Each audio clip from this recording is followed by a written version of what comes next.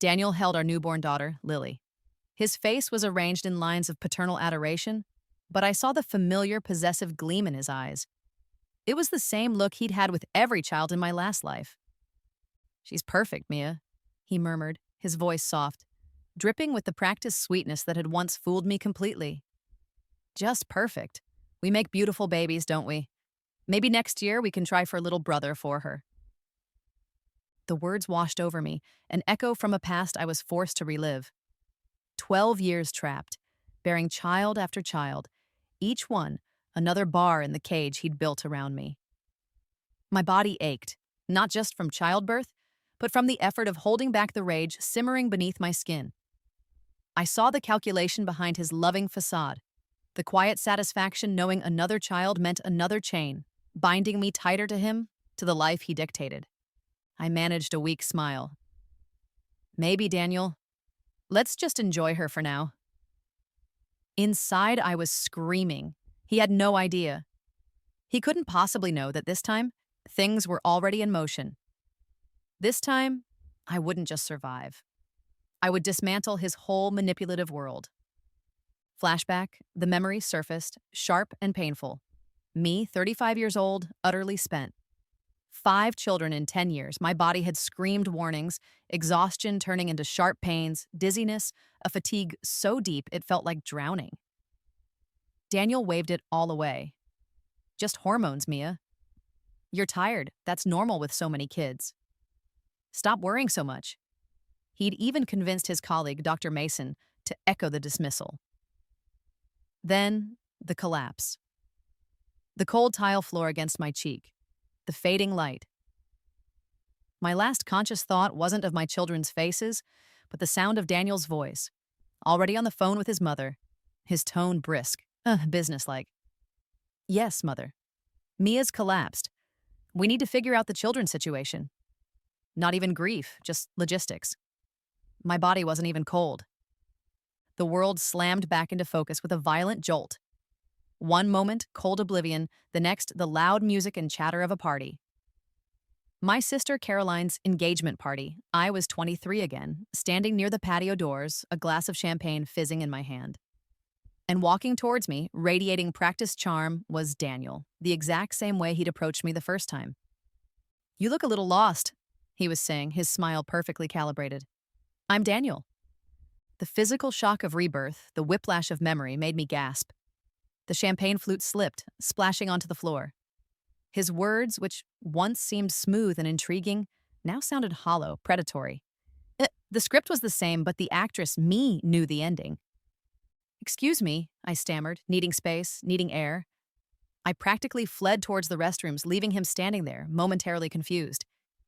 Inside the cool, marble-tiled bathroom, I gripped the edge of the sink, staring at my younger reflection. 23. Healthy. No children tying me down. No years of exhaustion etched onto my face. My heart pounded against my ribs. It wasn't a dream. It was a second chance. I pressed my forehead against the cool mirror, taking deep breaths. This time, I vowed silently, fiercely, everything will be different. But first, I needed to understand. Understand everyone involved. How deep did the betrayal run? Steeling myself, I returned to the party. My plan shifted instantly. Avoid Daniel, for now. I needed observation. I chatted animatedly with an old college friend, deliberately laughing, making eye contact with others, projecting confidence I didn't entirely feel yet. Out of the corner of my eye, I saw Daniel watching me. His easy smile had tightened. When I laughed at something my friend said, his eyes narrowed almost imperceptibly. Good. Eventually, inevitably, he approached again, weaving through the crowd. That same opening line, that practiced charm offensive. We didn't get properly introduced. A chill traced its way down my spine. It wasn't just his rehearsed manner. It was Caroline, my sister. I saw her glance towards Daniel, a quick, almost fearful look, then immediately bustle over, interrupting him before he could finish his sentence. "Mia, there you are. Aunt Carol was looking for you," she said, her voice a little too bright, pulling me away with flimsy excuses. She steered me towards the other side of the room, chattering nervously. My blood ran cold. Caroline? Had she known? Had she helped him target me, even back then? The possibility felt like another betrayal, cutting deeper than I expected. A few days later, Daniel called. He was persistent, charmingly so. He asked me out for coffee. Against every screaming instinct, I agreed.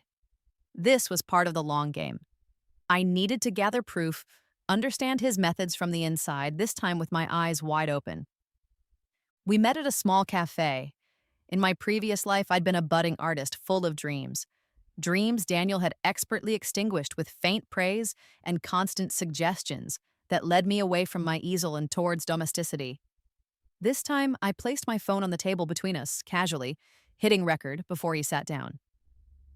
"So, Caroline tells me you're quite the artist," he began, stirring his coffee. "That's wonderful. Such a lovely hobby." Hobby. The word stung just like it did the first time, only now I recognize the deliberate diminishment. "It's more than a hobby, Daniel," I said, keeping my voice light. "I'm hoping to make it my career." He leaned forward, his expression earnest. "Oh, absolutely. You should pursue your passions. But it's a tough world out there for artists, isn't it? So unstable. It's good to have security. Someone to support you, so you don't have to worry about the practical things." There it was, the subtle undermining, wrapped in a bow of support. He tested my boundaries, asking about my family, my finances, probing for weaknesses, just like before. He presented himself as the perfect partner, encouraging yet protective to the point of suffocation. My hand trembled slightly as I lifted my coffee cup. He probably thought it was nerves attraction. He smiled, a warm, confident smile. He had no idea it was rage, cold and clear, shaking me. The horrifying clarity of seeing his predatory nature laid bare, knowing exactly where this path led, was almost paralyzing. But I held his gaze, offered a small, non-committal smile, and let him talk. Let him spin his web. I had the recording. It was the first thread in unraveling him. Getting to know Daniel again, this time with the chilling advantage of foresight, was like watching a predator stalk its prey in slow motion. He was Dr. Daniel Sterling, respected surgeon, charming neighbor, the man everyone thought was a catch. But I knew the Daniel behind the mask, the one who, in my past life, had methodically dismantled my identity. Flashback, I remembered him accidentally damaging my birth control pills once, feigning innocence. Then came the constant comments about how natural pregnancy was, how hormonal birth control was probably bad for you long term. He'd fostered a deep medical anxiety in me, questioning symptoms, making me doubt my own body, always steering me towards his colleague, Dr. Mason, who echoed his dismissals. He'd engineered our move away from my family and friends. Better schools, safer neighborhood, he'd said. Really, it was about isolation. He subtly criticized my few remaining friends, labeling them career-obsessed or not really family-oriented, making me feel guilty for wanting connections outside our home. Now, in the present, he was laying the same groundwork. The love bombing was intense. Constant calls, texts, surprise flowers, extravagant dates. He showered me with attention, making me the center of his world. But woven through it were the subtle criticisms. "Are you sure you want to wear that? It's a bit bold for meeting my colleagues." Or, "That art opening sounds fun, but maybe we should just have a quiet night in? Just us?" He framed his possessiveness as protection, his control as care. "I just worry about you, Mia. I want to take care of you." Every word was a carefully placed brick in the wall he intended to build around me. This time, I documented everything save texts, noted dates and comments, recorded conversations whenever possible. Then there was Caroline, my older sister, always seemingly supportive but with an undercurrent I hadn't understood before. Now, watching her interactions with Daniel, remembering her swift interruption at the engagement party, suspicion gnawed at me. Why had she been so keen for me to meet him? Why did she seem so invested in our relationship succeeding? Driven by a need to know, I did some digging. It wasn't hard. An old email account, one she rarely used but hadn't deleted, held the answers. Tucked away in a forgotten folder was an email chain between her and Daniel, dated just before she introduced us. Daniel confided his desire for a traditional wife, someone beautiful and intelligent, but willing to prioritize family and bless him with many children. He mentioned finding artists particularly appealing, believing them to be sensitive and easily guided. Caroline's replies were sickeningly helpful. She described me, my dreams, my insecurities about my art, my desire for a loving family, even my slight fear of disappointing our parents. She'd painted a roadmap for him, highlighting my vulnerabilities. She'd practically handed me to him on a silver platter, likely fueled by a hidden envy of my talent, and perhaps the attention I received. In the present, Caroline watched me with nervous eyes. My newfound confidence, my insistence on pursuing my art despite Daniel's subtle discouragement, clearly unsettled her. "Mia," she'd said one afternoon over lunch, picking at her salad, "Daniel's a really great guy. You know, men like him. They want a woman who's present. He might not wait around forever if you focus too much on your art career right now." The warning was clear, laced with a faint edge of panic. Did she fear I'd escape the trap she helped set? Our mother was another piece of the puzzle. In my past life, after my third child was born, I'd been overwhelmed, exhausted, bordering on depressed. I'd called Mom, crying, begging for help, for understanding. Her response had been swift and dismissive. "Mia, honestly, you should be grateful. Daniel provides so well. He loves you. He wants a large family. That's a blessing. Stop complaining and count your blessings." Now at family dinners, I saw it clearly. Mom fawned over Daniel. "Daniel, tell us about that challenging surgery." "Daniel, you must be so busy, yet you always make time for Mia." My own achievements, like getting a piece accepted into a small gallery show, were met with faint praise. "Oh, that's lovely, dear. A nice little hobby to keep you busy." When I mentioned wanting to rent a proper studio space, she scoffed lightly. "Don't get ahead of yourself, Mia. Creative hobbies are lovely, but real-life responsibilities kick in eventually. You need to think about settling down properly." It hit me with a cold certainty. She'd always seen my worth primarily in terms of marriage and grandchildren. Daniel, promising a large family, was her ideal son-in-law, and my own ambitions were secondary, frivolous even. And Jen, my best friend. Or so I'd thought. In my previous life, whenever Daniel and I argued, Jen always subtly took his side. "Maybe you're being a bit sensitive, Mia? He works so hard, maybe cut him some slack. Are you sure you heard him right?" She was the sympathetic ear I poured my frustrations out to. Frustrations she promptly reported back to Daniel, I now suspected. The confirmation came unexpectedly. We were out shopping and Jen asked me to check something on her phone while her hands were full. As I navigated the screen, a notification popped up. A text from Daniel. My thumb slipped, opening the message thread. My breath hitched. It wasn't just one message. It was an ongoing conversation. They discussed my recent gallery visit, my lunch with Caroline, my mood. It was surveillance, plain and simple. And the tone? It wasn't friendly, it was inappropriately familiar. Sick realization dawned. Their connection wasn't just about him pumping her for information. It predated my marriage, maybe even my relationship with him in my first life. Suddenly, the faint, familiar scent of Jen's signature perfume, a specific, slightly cloying floral scent I'd occasionally caught on Daniel's clothes back then, and dismissed, flooded my senses. It wasn't paranoia, it was betrayal. Jen wasn't just complicit, she was his accomplice, maybe more.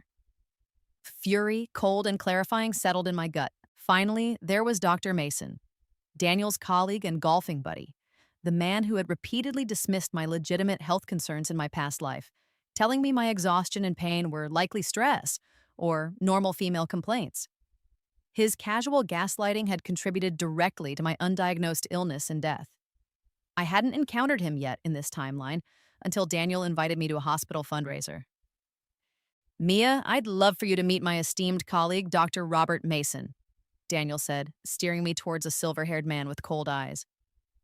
The moment Dr. Mason turned his gaze on me, sizing me up with that same dismissive glint I remembered so vividly, a wave of panic washed over me. My breath caught. My vision tunneled. The memory of his condescending tone, his refusal to take me seriously as my body failed me, crashed down. I mumbled an excuse and stumbled away, heading for the restroom, fighting for air. Later, needing to confirm my suspicions, I did some online research. Daniel and Dr. Mason didn't just work at the same hospital, they shared a private practice. Their website was slick, professional, emphasizing holistic family wellness.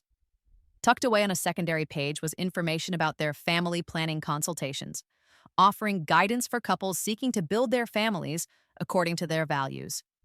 It was chillingly vague. I had a sick feeling it was code for steering women towards whatever their husbands, particularly influential husbands like Daniel, desired. They weren't just colleagues. They were partners in a system that dismissed and controlled women's health and reproductive choices. These were the people surrounding me. My charming husband, my envious sister, my traditionalist mother, my treacherous best friend, and the predatory doctor. An intimate circle of villains, all playing their part in the cage they intended for me. But this time, I knew their roles, and I was rewriting the script. 3 months. That's how long I let Daniel weave his web of charm and supposed devotion before he proposed. He did it at a fancy restaurant, down on one knee, the whole cliché performance. I summoned tears, choked out a yes, and let him slide the ring onto my finger. It was identical to the one from my first life, a classic solitaire, cold and heavy. It caught the light as I forced a brilliant smile, my stomach churning with revulsion. He thought he'd secured his prize. Our engagement party was another performance. I played the blushing fiancé perfectly while discreetly observing and documenting. I overheard snippets of conversation. Daniel bragging to a colleague. She's talented, yes, but a bit lost. Artists need direction, you know? Family gives them that grounding, that purpose. The colleague nodded sagely. Purpose, meaning a production line for babies. While Daniel and my mother eagerly dove into wedding planning, discussing venues, guest lists, caterers, I began laying the foundation for my escape. My art became my secret weapon. I started selling pieces online under a pseudonym, Aria. It began slowly, small abstract canvases, digital prints. I set up an LLC, registered to a PO box, completely untraceable back to Mia Sterling to be. Through this LLC, I opened a separate bank account. Every notification of a sale, every deposit confirmation pinging on my burner phone felt like oxygen entering my lungs. I'm going shopping for bridesmaid dresses, I'd tell Daniel, kissing him goodbye. Instead, I'd head to a small, discreetly rented studio apartment across town. The lease was under the LLC's name. It smelled faintly of turpentine and freedom. There, I painted furiously, channeling my rage, my memories, my determination onto the canvas. My style evolved, becoming bolder, more evocative.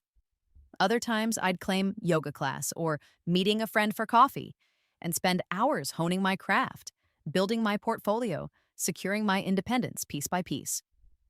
To Daniel, I was the happy, slightly overwhelmed fiancé, happily planning our future domestic bliss. Then came the prenuptial agreement. Daniel presented it casually. Just a formality, Mia. Sensible planning, you know. He explained it protected his existing assets, which sounded reasonable. But I remembered the vague unease I'd felt signing it the first time, too swept up in love and trust to question it properly.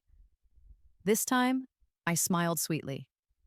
Of course, Daniel, you're always so thorough and responsible. That's one of the things I love about you.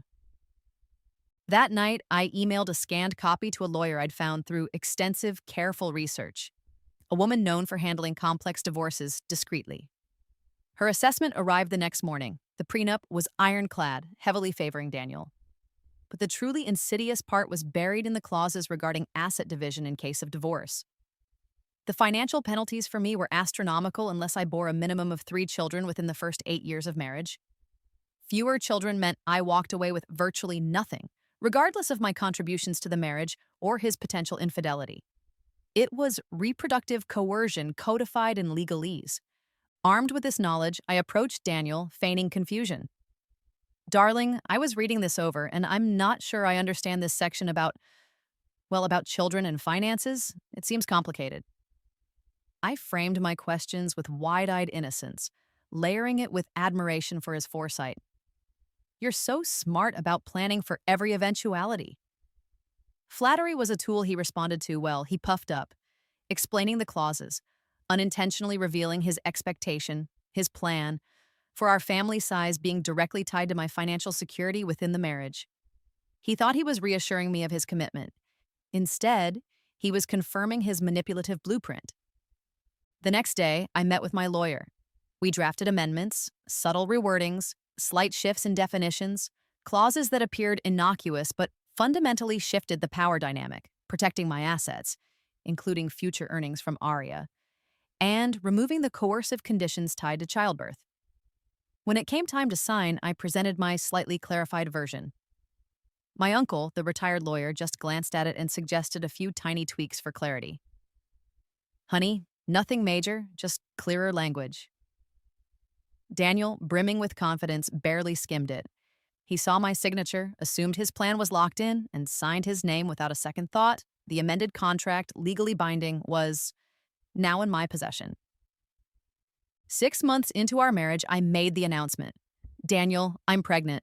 I handed him a positive pregnancy test, one I'd bought online, easily faked. His reaction was immediate, overwhelming relief, flooding his face, quickly replaced by a triumphant, possessive smile.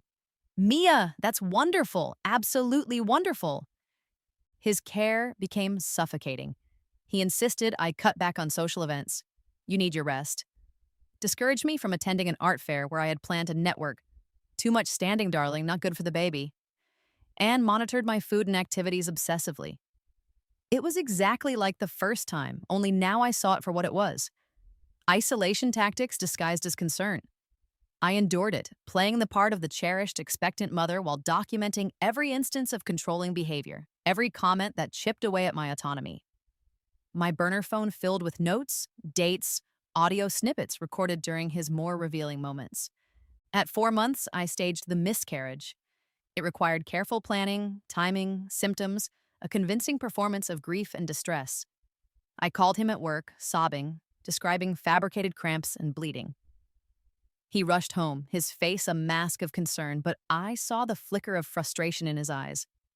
It wasn't grief for a lost child. It was annoyance at the disruption to his timeline. His carefully laid plans were delayed. He insisted on accompanying me to a follow-up doctor's appointment with Dr. Mason, naturally. This was my chance. I knew Daniel's mother and my sister Caroline were planning to surprise me with lunch afterward. I'd subtly steered them towards meeting me at the clinic. Inside the examination room, with Dr. Mason doing a perfunctory check, Daniel started asking questions, his voice tight with impatience. So, doctor, how soon can we start trying again? What's the standard recovery time? Mia's young, healthy. There shouldn't be any reason to wait too long, right? Dr. Mason, playing his part, was dismissive of any need for extensive recovery. Generally, after the next cycle, things should be back to normal. No reason for significant delay. Just then, as planned, there was a knock. A nurse opened the door. Mrs. Sterling, your mother and sister are here. Daniel barely acknowledged them, his focus still on the doctor. So, realistically, we could be expecting again within 6 months? He pressed, oblivious to the inappropriateness of his tone, especially with his mother and my sister now standing awkwardly in the doorway. Dr. Mason looked uncomfortable, glancing at the unexpected audience. Well, every woman is different, Daniel. But Daniel wasn't listening. He was focused on his schedule. His mother looked slightly taken aback by his intensity. Caroline, however, looked genuinely shocked, her eyes darting between Daniel's demanding face and my carefully composed expression of quiet sadness. Later that evening, alone in our apartment, Daniel let his mask slip completely. What the hell was that today, Mia? You barely said anything. And letting your mother and sister walk in like that. You made me look foolish, pressing the doctor like that in front of them. I wasn't feeling well, Daniel, I whispered, letting tears well up convincingly. I'm grieving. Grieving? It wasn't even viable yet. He snapped, his voice cold. We need to focus on the plan. I want a family, a real family. We've lost time. He paced the living room, outlining his timeline, his expectations, with absolutely no regard for my physical or emotional state. His words were harsh, calculating. My phone, tucked into the pocket of my robe, was recording everything. Caroline had called earlier, sounding hesitant, worried. Mia, Daniel seemed really intense today. Are you okay? She'd asked. I knew she'd witnessed his cold fury as he left the clinic. The first real crack had appeared in her complicity. She was starting to see the man she'd helped entrap me with. A few months after the staged miscarriage, I let myself get pregnant for real. The timing was right. My secret art career as Arya was gaining traction, providing a steady income stream into my hidden account. The LLC was secure. I had amassed significant evidence of Daniel's controlling behavior, and the manipulated prenup sat safely with my lawyer. This pregnancy felt different. The morning sickness was just as real, just as miserable, but underlying it was a fierce sense of purpose. This child, my child, would be born into freedom, not into the gilded cage Daniel had planned. The first ultrasound was telling. Daniel stood beside me, his hand possessively on my shoulder. When the technician announced, "It looks like you're having a healthy baby girl," his hand tightened almost imperceptibly. I saw the flash of disappointment cross his face before the mask of the doting father snapped back into place. He wanted a son first, an heir. The technician, a kind-faced older woman, caught the flicker too. Her professional smile didn't quite reach her eyes as she looked from Daniel back to the screen. Another small observation, another potential witness to his true nature. With the pregnancy progressing, I began subtly sowing seeds of doubt among our family. I didn't make accusations. I played the slightly naive, concerned wife. To my mother, I'd mention, Daniel's been so stressed about work. He said something funny the other day, that having kids quickly is the only way to make sure our finances are secure according to the prenup. Isn't that odd? I watched her frown, the seed planted. With Caroline, I took a more direct approach, leveraging her growing unease. One afternoon, over tea, I pulled out a copy of the original prenup Daniel had first shown me. I'd kept it. Caroline, can I ask your advice? I was looking over this old draft of the prenup Daniel had. I know we signed a slightly different version, but look at these clauses about having children. Doesn't this seem intense? Like my financial stability depends entirely on how many babies I have? I feigned confusion and worry. Is that normal? Caroline read the clauses, her face paling. She remembered her emails with Daniel, his desire for a wife who would prioritize children. Seeing it laid out so starkly in a legal document linked directly to finances clearly horrified her. The scent of her cinnamon perfume, usually a reminder of her initial betrayal, now felt mixed with genuine conflict. Mia, that's really controlling, she admitted, her voice low. She started avoiding Daniel, making excuses not to attend family events he'd be at. The alliance was fracturing. Jen was harder to sway, still firmly in Daniel's camp, likely blinded by her own involvement with him. When I shared mild concerns about Daniel's stress levels, she parroted his narrative. Oh, Mia, he's just worried about providing for you and the baby. He loves you so much. I didn't push it with Jen. Her turn would come. At 7 months pregnant, I knew I couldn't risk my health or my baby's health under the care of Daniel and Dr. Mason. I needed an escape route from their medical control. I began documenting symptoms, exaggerated, but based on real feelings of fatigue and occasional palpitations that Mason would surely dismiss. I faked severe swelling in my ankles and reported shortness of breath. As expected, when I saw Dr. Mason, he waved it off. Pregnancy discomforts, Mia. Perfectly normal. Just try to relax. This was my cue. Doctor, I appreciate that, I said calmly, but I'm still very anxious. My friend recommended a wonderful high-risk specialist, Dr. Warner, just for a second opinion to ease my mind. Would you mind sending over my records? Mason bristled slightly but couldn't reasonably refuse. At my appointment with Dr. Warner, a sharp, observant woman I'd vetted carefully, I made sure to mention Dr. Mason's dismissive attitude. He just seemed to think it was all in my head, I said sadly. Dr. Warner's expression tightened as she reviewed the records Mason's office had sent. They were sparse, downplaying the symptoms I had reported earlier. More importantly, she noted the lack of certain standard tests given my family history, which I'd truthfully disclosed to Mason, knowing he'd ignore it, just like last time. Mia, Dr. Warner said gravely, Based on your reported symptoms and family history, Dr. Mason's assessment seems inadequate. There are potential warning signs here that have been overlooked. I want to run some comprehensive tests immediately. The test revealed developing preeclampsia, the very condition, exacerbated by neglect, that likely contributed to my death in my previous life. Dr. Warner was appalled. With her support and the clear medical evidence of negligence, I filed formal complaints against both Daniel for unduly influencing my care and providing misleading information to Mason, and Dr. Mason for gross negligence. With the state medical board, I submitted copies of my recorded conversations where Daniel dismissed my health concerns, emails documenting Mason's dismissals, and Dr. Warner's detailed report. The wheels of institutional consequence began to turn.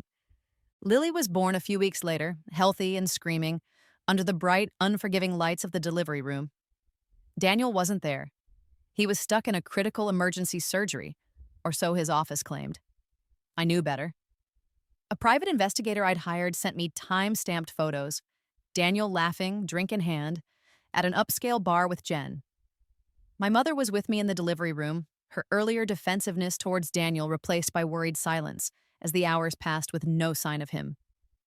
The hospital staff, already briefed by Dr. Warner about the situation and the pending medical board investigation, were coolly professional but distinctly unsympathetic towards the absent father. When Daniel finally swept in hours later, radiating fake relief and effusive charm, the atmosphere was icy. "My darling, my little girl, I'm so sorry. It was an incredibly complex case." His performance fell flat. My mother barely looked at him. The nurses offered curt congratulations. He tried to take Lily, but I held her tighter, turning slightly away. The doting father routine wasn't playing well to this audience. The unraveling accelerated at Lily's christening a month later. It was meant to be a picture-perfect family event. Instead, it became the stage for Daniel's public downfall. I hadn't planned it precisely this way, but I had laid the groundwork. Through carefully orchestrated accidental discoveries and anonymous tips, facilitated by my investigator, key people were primed. During the reception at our house, Jen, looking smug, cornered Daniel near the patio. I saw my cousin accidentally bump Jen's purse off a table, spilling the contents, including her phone, which lit up with intimate texts from Daniel. Simultaneously, another guest, a colleague of Daniel's rival at the hospital, received an anonymous email forwarded the photos of Daniel and Jen at the bar the night Lily was born. Murmurs spread through the room like wildfire. People stared. Jen flushed crimson, grabbing her phone. Daniel looked trapped, his face paling under his tan. As if on cue, my lawyer called Daniel's phone. He stepped away to take it, his voice hushed but agitated. I knew what the call was about. An update that the medical board had expedited his hearing due to the severity of the negligence claims and the evidence provided, and that news had already leaked to the hospital administration. His professional world was crumbling alongside his personal one. The air in the room thickened with tension, the scent of lilies and incense from the church mingling with the sour smell of scandal. Daniel came back towards me, his eyes desperate. "Mia," he hissed under his breath, grabbing my arm. "You have to help me. Tell them it's a misunderstanding. We need to present a united front. For Lily, I promise I'll do better. We can focus on our family." I looked at him, at the mask completely shattered, revealing the panicked, cornered man beneath. I felt nothing but cold emptiness. I gently removed his hand from my arm, picked up Lily from her bassinet, and walked away without a word, leaving him standing alone amidst the whispers and judgmental stares. His empire was beginning to crumble. The day after the disastrous christening, my lawyer filed the divorce papers. The grounds were clear: adultery, extreme cruelty, backed by my meticulous documentation of his controlling behavior and emotional abuse, and medical endangerment. Simultaneously, I packed essential belongings for myself and Lily and moved into the secret studio apartment I'd been maintaining through my LLC. Holding the keys to my own safe space, my freedom, felt solid and real in my hand. It was a stark contrast to the feeling of the house keys Daniel had given me, keys that had felt like shackles. Daniel's reaction was predictable: rage followed by threats. He called incessantly, leaving voicemails alternating between furious accusations and desperate pleas. "You'll regret this, Mia. I'll take everything. You won't get a cent." Then, "Mia, please think about Lily. Don't do this to our family. I'll fight for custody. You know I will. You won't win." He had no idea about the amended prenup he'd signed so carelessly. He didn't know that his threats, his attempts at financial intimidation, and his proven infidelity were all violations that triggered the very clauses designed to protect me. My mother called, distraught. "Mia, what are you doing? You have to think of the baby. A child needs her father. Daniel is a good man deep down. He's just under stress. You need to go back, work things out." This time, I didn't argue or defend myself. I calmly invited her over to my new apartment. It was small but clean and bright, filled with my art supplies and Lily's things. I made her tea, sat her down, and played her the recording of Daniel from the night after the miscarriage. The one where he coldly dismissed my grief and outlined his timeline for more children, completely disregarding my health or feelings. Then, I played her snippets of other recordings, him belittling my art, insisting I cut ties with friends, revealing his plans to ensure I was financially dependent. As she listened, the color drained from her face. The justifications, the belief in Daniel's essential goodness, crumbled. She heard his voice, cold and calculating, discussing me not as a wife or a person, but as a vessel, a means to an end. The realization dawned. Her unwavering support for Daniel, her dismissal of my earlier pleas for help in my first life, had enabled the man whose actions directly led to my near death. The gardenia scent of her hand cream, usually a scent of dismissal, now seemed fragile as tears streamed down her face. "Oh, Mia," she whispered, her voice choked. "What have I done? I didn't want to see." It wasn't forgiveness, not yet, but it was an awakening, a painful, necessary one. Jen, meanwhile, doubled down on her alliance with Daniel. She tried to play the concerned friend, calling me, offering sympathy while subtly trying to gauge my legal strategy and financial situation. "Mia, you need to be realistic," she advised smoothly. "Fighting Daniel in court will be expensive and ugly. Maybe you should try mediation. Settle quickly. He told me he's willing to be generous if you're reasonable." She was feeding me lines directly from him, trying to manipulate me into a settlement that would favor him, likely while continuing her affair. This was where my own counter-manipulation came in. I pretended to confide in Jen, feeding her carefully crafted misinformation. "I'm so scared, Jen," I'd whisper tearfully over the phone. "My lawyer found this offshore account Daniel hid, but I don't have concrete proof yet." Or, "I'm thinking of relocating out of state with Lily just for a fresh start." I knew she would run straight back to Daniel with this information. And she did. As predicted, Daniel panicked.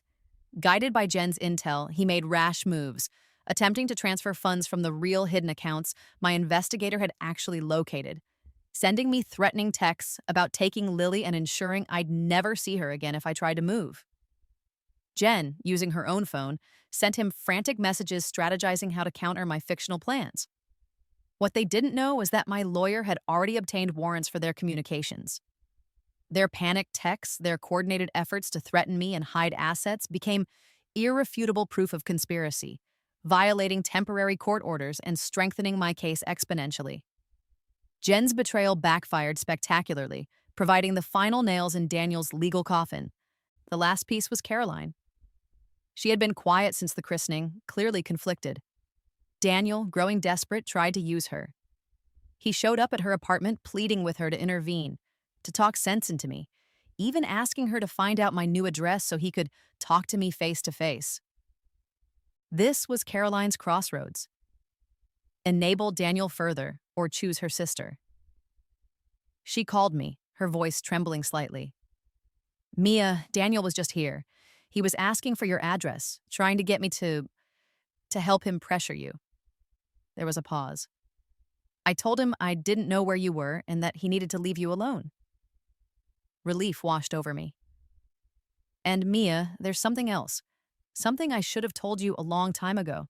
She confessed everything, her jealousy, the initial emails setting me up, how Daniel had specifically described wanting a vulnerable, artistic woman he could shape. She forwarded me the original email chain, the damning evidence of their premeditated scheme from years ago. A few days later, we met in my small studio apartment. The air smelled of oil paints and new beginnings. There were tears, apologies, explanations. It wasn't an instant fix, but it was a start. We embraced, awkwardly at first, then holding on tight. The scent of my art studio, the scent of my reclaimed freedom, enveloped us both. Caroline had made her choice. The final act played out not in a courtroom, but in a sterile conference room for a closed-door settlement negotiation. Daniel, his lawyer, Dr. Mason, implicated now not just medically but financially through hidden joint assets. My mother, as a witness to Daniel's character. Caroline, also as a witness. Jen, subpoenaed and facing potential perjury charges. My lawyer and me. My lawyer laid out the evidence methodically, piece by piece. The amended prenup Daniel had signed but not read. Financial records detailing the hidden assets my investigator uncovered. Recordings of Daniel's threats and manipulations. Dr. Warner's medical reports and the pending board action against him and Mason. Jen and Daniel's incriminating text messages. Caroline's testimony and the original emails exposing the setup. The private investigator's photos and reports of his infidelity. The pile of evidence was mountainous, irrefutable. Daniel's face went from blustering denial to slack-jawed shock, then pale terror. Dr. Mason looked physically ill. Jen stared fixedly at the table. Daniel's lawyer looked increasingly grim. Daniel started pleading. "Mia, we can work this out." Then threats. "I'll drag this through the courts for years." Then bargaining. "What do you want? Just tell me what you want." Everything he said was captured by the official recording of the proceedings, digging his hole even deeper. My lawyer stated our terms, non-negotiable. Full custody of Lily for me with only supervised visitation for Daniel under strict conditions. A division of assets heavily weighted in my favor based on the prenup violations and hidden funds. A permanent restraining order preventing Daniel from contacting me outside of monitored co-parenting communication channels. Significant alimony and child support calculated on his actual income, not the reduced figures he reported. Public apologies were not required. His reputation was already in ashes. Daniel looked at me, his eyes begging. I met his gaze, held it, and felt nothing. No pity, no anger, just emptiness. He was irrelevant now. The judge reviewed the settlement agreement, supported by the overwhelming evidence summary. The ruling was swift. Full custody, financial security, legal protection, checkmate. The recirculated air in the conference room no longer felt tense. It felt still, silent. The game was over. I had won. The evening the divorce was finalized felt surreal. The weight of the past, both lifetimes, seemed to lift. But my journey wasn't just about escaping Daniel. It was about reclaiming myself entirely. That night was also the opening of my first major gallery exhibition. Not as Mia Sterling, the surgeon's discarded wife, but as Aria, the mysterious artist whose evocative paintings had been generating buzz and fetching impressive prices over the past year. The gallery buzzed with energy, wine flowed, and critics murmured appreciative comments. My paintings lined the walls, haunting figures trapped in domestic spaces, fractured landscapes reflecting inner turmoil, bursts of defiant color symbolizing escape. They were pieces born from my pain, my rage, my rebirth. The glittering gallery lights felt like spotlights on my victory. I saw my lawyer give me a subtle nod from across the room. My mother stood near Caroline, her expression a mix of pride and lingering remorse. Then Daniel appeared. He looked thinner, worn down, but he'd managed to pull together a semblance of his old charm. He approached me, a strained smile on his face. "Mia, Aria, congratulations. It's incredible work. I always knew you had it in you. I'm so glad I could support your creative journey all this time." Before I could even react, the gallery owner, a chic woman named Isabelle Dubois, smoothly intercepted him. "Actually, Mr. Sterling," she said, her voice carrying just enough to be overheard by those nearby, "Aria has been working under her pseudonym and building her career independently for quite some time now, long before this opening. Her success is entirely her own." Daniel flushed, sputtering a retort, but Isabel simply turned away, guiding a potential buyer towards one of my largest canvases. Publicly corrected, subtly dismissed. It was beautiful. Later, Isabel gathered a small group around me. Mia, I'd like you to properly meet some of your earliest collectors and biggest champions, she said. She introduced me to three women I recognized, elegant, powerful figures from the city's philanthropic and business circles. I had interacted with them online as Aria, appreciating their early support and significant purchases, but I hadn't known the full story.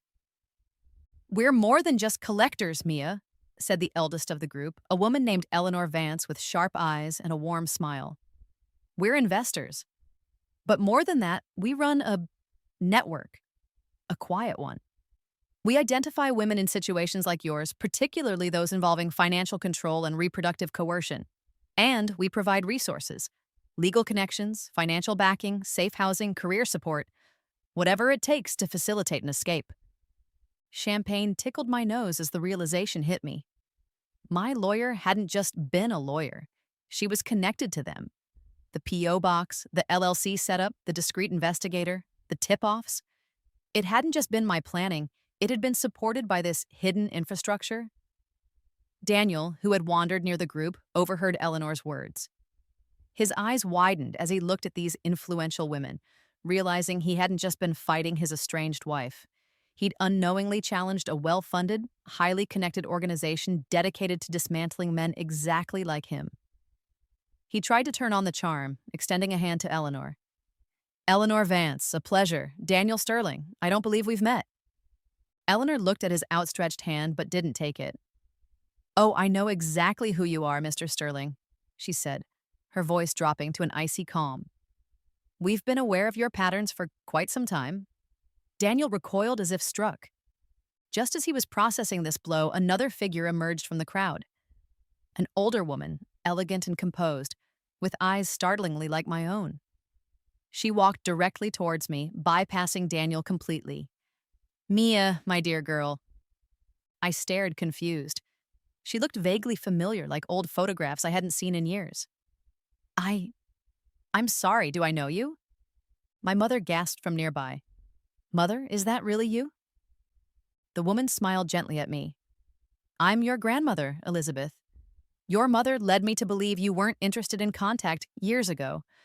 And later, well, stories were told. It seems there was considerable deception. Her gaze flickered towards my mother, then Daniel. I only recently learned the truth of your situation, thanks to Eleanor's network. And Mia, you need to know, you are my sole heir. There's a substantial trust fund that's been managed for you, growing significantly. It seems certain people, her gaze hardened as it rested on Daniel again, preferred you believed you were financially dependent. My grandmother, alive and wealthy. The story in my first life was that she'd passed away years ago, estranged. Another lie, another layer of control, keeping me financially vulnerable, orchestrated by my mother and Daniel.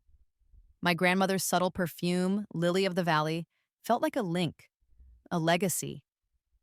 She pulled me into a hug, then bent down to smile at Lily, who was being held by Caroline nearby. And this must be my great-granddaughter, a matriarchal line, strong and protective, forming right before Daniel's eyes, a line he could never touch. The revelations kept coming.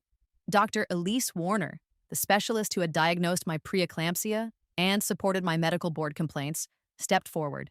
She was also part of Eleanor's network. Mia's case, she announced to the gathered group, has highlighted critical flaws in how women's health concerns, particularly during pregnancy, are sometimes dismissed within the medical community. Thanks to a significant donation funded in part by assets recovered from the dissolution of certain negligent medical practices, she gave a pointed look towards where Daniel stood, stunned into silence. We are launching a major research initiative through the university hospital. It will focus on developing protocols to prevent diagnostic neglect and address systemic bias. Mia has graciously agreed to share her story, anonymously if she prefers, to help us shape this vital work. My personal trauma, my near-death experience, was being transformed into a force for institutional change. Finally, my lawyer rejoined the group, holding a glass of champagne. And one last thing, she said, raising her glass. Mia's divorce case, with its extensive, irrefutable documentation of coercive control, financial manipulation, and medical neglect facilitated by a partner, has set a significant legal precedent in this state. Family courts are already citing Sterling versus Sterling in revising guidelines for assessing domestic abuse in custody matters, particularly regarding reproductive coercion. Our goal was never just justice for Mia, but to build a case so strong it would change the legal landscape, protecting countless others. The imposing stone courthouse, which once felt like a symbol of the system protecting men like Daniel, now represented a shift. A victory hard won, not just for me, but for many. Daniel stood utterly defeated, stripped of his power, his reputation, his allies, and now facing a future overshadowed by the powerful forces he had provoked and the legacy of the woman he tried to break. A year passed. Life settled into a new rhythm. My art career flourished under my real name now, the Aria pseudonym retired. Lily was a bright, babbling toddler, curious and fearless. My apartment, initially a refuge, now felt like home, filled with light, canvases, and the happy chaos of toys. Then, one rainy afternoon, Daniel showed up at my studio building's entrance. He looked diminished. The expensive suit hung slightly loose, the confident swagger replaced by a hesitant uncertainty. He buzzed the intercom. I almost didn't answer, but curiosity and perhaps a final need for closure made me press the button. "Mia, it's Daniel. Can I just talk to you for a few minutes?" Against my better judgment, I let him come up. He stood awkwardly in the doorway of my studio, rain dripping from his coat. He held a sheaf of papers. "Mia," he began, his voice thick with emotion I couldn't gauge, real remorse or just another performance. I've been doing a lot of work on myself." He held out the papers, certificates from therapy sessions, letters confirming community service hours at a domestic violence shelter. The irony wasn't lost on me. A written apology that looked painstakingly drafted. I was wrong about everything. How I treated you. What I thought marriage and family meant. I was controlling, manipulative. And I put your life, our lives, at risk. There's no excuse. Tears welled in his eyes. Real ones, it seemed. I know I can't undo the past, but I'm trying to change. Really trying. All I'm asking is for a chance. Not for us, necessarily, he added quickly, seeing the guarded look on my face. But to be a father to Lily, a real father. And maybe, someday, for you to not hate me. The late afternoon sun broke through the clouds, slanting through the studio window, catching the wet tracks on his cheeks. In my first life, those tears would have gutted me, manipulated me into forgiveness, into giving him another chance. Now I just felt tired and strangely peaceful. I let him finish, listening patiently. Then I took a deep breath, the scent of linseed oil and turpentine grounding me. "Daniel," I said, my voice calm, steady, devoid of the anger that had fueled me for so long. "I hear you, and I genuinely hope your transformation is real, for your own sake. I wish you well with it." I paused, meeting his hopeful gaze directly, but the answer is no. His face fell. "No, no," I repeated firmly but gently. "Your journey is yours alone. Our paths diverged permanently the moment you saw me as a vessel, a collection of functions rather than a person. You can have your court-mandated supervised visitation with Lily. We will communicate through the approved channels regarding her welfare. But that is the absolute limit of our relationship. There is no rebuilding. There is no friendship. There is only polite, necessary co-parenting from a distance." I turned back towards the large canvas I'd been working on, a landscape flooded with sunrise colors. It was a dismissal, clear and final. He stood there for a long moment, the papers trembling slightly in his hand. Then, without another word, he turned and left, closing the door quietly behind him. The quiet confidence I felt, the utter lack of doubt, was something my 23-year-old self, or even my 35-year-old self from the previous life, could never have imagined. A few months later, Caroline and I drove down the coast to our grandmother's sprawling property. Elizabeth had welcomed us both, offering a space for healing. Sitting on the porch overlooking the ocean, Caroline finally confessed the full depth of her jealousy back then. Envy of my talent, my perceived easy path, the attention she felt I received unfairly. She cried as she admitted how easy it had been to justify helping Daniel, telling herself he would be good for me, provide stability I needed. I listened, and I told her about my own journey, the anger, the pain, the slow process of untangling myself from the past.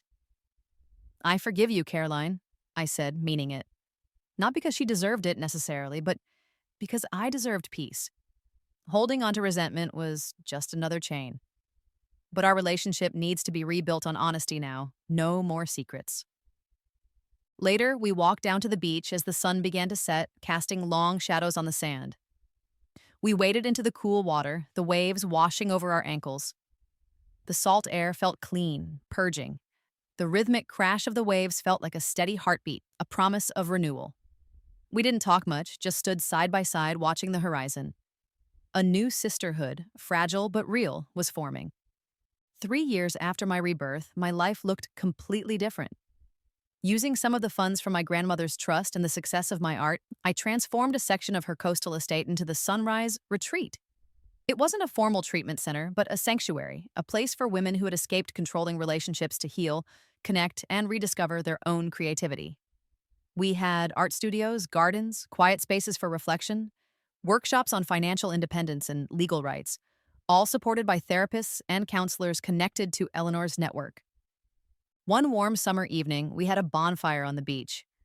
I watched Lily, now a fearless, chatty 4-year-old with paint on her overalls, running around offering newcomers juice boxes and shy smiles. The scent of blooming jasmine from the nearby gardens mixed with the wood smoke. Women shared their stories, their voices rising and falling with the crackle of the flames. Each face illuminated by the fire represented a victory, a life reclaimed from darkness. 5 years. 5 years since that jolt back into my younger body at Caroline's engagement party. I stood on the balcony of my penthouse studio in the city. My paintings, hung in major galleries now, commanded serious attention. Below, the city lights twinkled. Inside, Lily was building an elaborate castle with wooden blocks, humming happily to herself. She was thriving, free from the shadow of being one child among many, born solely to keep her mother trapped. My phone lay silent on the table. Daniel had finally truly accepted the boundaries. Our interactions were limited to brief, logistical emails about Lily's visitation schedule, always routed through our lawyers. The peace was profound. There was someone new in my life, too. A man I'd met through the retreat, not a resident, but a guest speaker, a writer who had overcome his own difficult past. It was slow, tentative, comfortable. No pressure, no demands, just warmth and companionship offered freely. It felt hopeful. The setting sun bathed my current canvas in golden light. It wasn't a piece about the past, about entrapment or revenge. It depicted an open door leading out into a vast, luminous landscape. My life wasn't defined by the darkness Daniel had tried to impose, nor even by the intricate revenge I had exacted. It was defined by the freedom I had fought for, the future I was now courageously painting for myself, stroke by careful stroke. I picked up my brush, dipped it in a vibrant shade of orange, and touched it to the canvas, ready to create whatever came next.